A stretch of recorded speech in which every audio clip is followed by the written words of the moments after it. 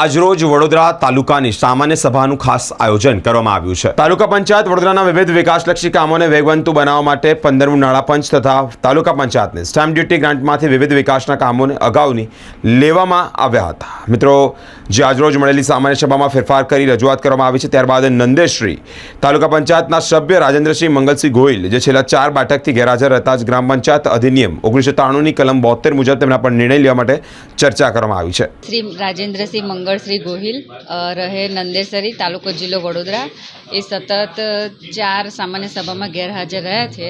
તેથી ગુજરાત પંચાયત અધિનિયમ 1993ની કલમ 72ની પેટાળ કલમ 1ના ખંડ ક તથા ખની જોગવાઈ મુજબ તેમને રદ કરવામાં આવે છે।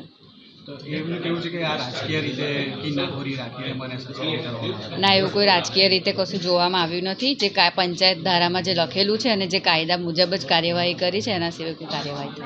આજરોજ વડોદરા તાલુકા પંચાયતની ખાસ સામાન્ય સભા યોજવામાં આવી, જેમાં તાલુકા પંચાયત વડોદરાના વિવિધ વિકાસલક્ષી કામો, જે 15મું નાણાપંચ અને તાલુકા પંચાયત સ્ટેમ્પ ડ્યુટીની ગ્રાન્ટમાંથી વિવિધ વિકાસના કામો જે અગાઉ લેવામાં આવ્યા હતા, તે કામો ફેરફાર માટે રજૂ કરવામાં આવ્યા હતા સામાન્ય સભા સમક્ષ, જે સામાન્ય સભામાં સર્વાનુમતે ફેરફાર કરવામાં આવ્યા છે।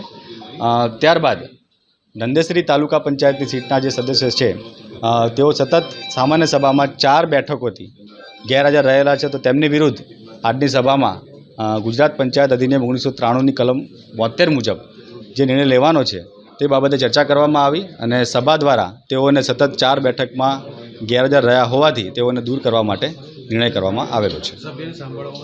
જી બિલકુલ। એમની રજૂઆત એવી છે કે ઘણીવાર એવું થાય છે કે સહીઓ તો પાછળથી પણ થઈ જતી હોય છે, તો આમાં કોઈ હવે આગળ એવું કહે છે કે અમે લીગલ એક્શન માટે આગળ પણ? જી બિલકુલ। તાલુકા પંચાયતનું જે દફતર છે, જે ટપાલ શાખા છે અને અમારી ઓફિસમાં જેટલા પણ કર્મચારીઓ કાર્યરત છે, આ બાબતે જે તે ટેબલે જે કાર્યરત છે તેઓને પણ આ બાબતે તપાસણી કરેલ છે, રેકર્ડની પણ ચકાસણી કરેલ છે। તેઓ સતત 4 બેઠકથી ગેરહાજર રહેલ છે। એ વચ્ચે એમણે કોઈપણ જાતનો લિખિત ખુલાસો કે મૌખિક રજૂઆત મળેલ નથી અહીંયા।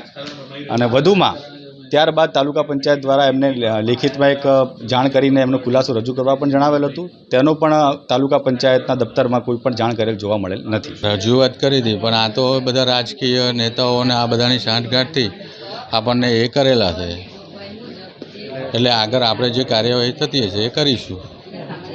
કેટલી સભામાં તમે ગેરહાજર રહ્યા છો? હવે એ તો ચોપડામાં હોય છે, હાજર હોય તો એમને તો ના બતાડવું તો ના જ બતાડી શકે ને, ગેરહાજર બતાડવું હોય તોય બતાડી શકે। ચોપડો થોડો બતાડ્યો અમને, ખાલી કાગળ જ બતાડ્યા છે ને કે આ 72 કલમ ને ફલાણી કલમ। કોઈ સભ્યોને કે કોઈને કીધું કે ભાઈ નથી આવવાનું? આપણે લેખિતમાં બી જવાબ આપેલો, પણ એનો તો અમને તો કોઈ લેખિતનું કોઈ એ જ હોતું નહીં, કારણ કે પ્રેશર હોય એટલે આ લોકો કોઈ લેખિતને કોઈ એ કરતા નહીં, એના સભ્યોને સહી કરાવે, એટલે સામાન્ય સભામાં બી બધા સભ્ય જે એમના હોય એટલે પછી હા, બધા પાછળથી આવી નહીં કરતા હોય, એવું હોય। તો હવે શું આગળ જે કાર્યવાહી આપણે કોર્ટમાં જઈશું, ગમે તે લીગલ કાર્યવાહી કરીશું।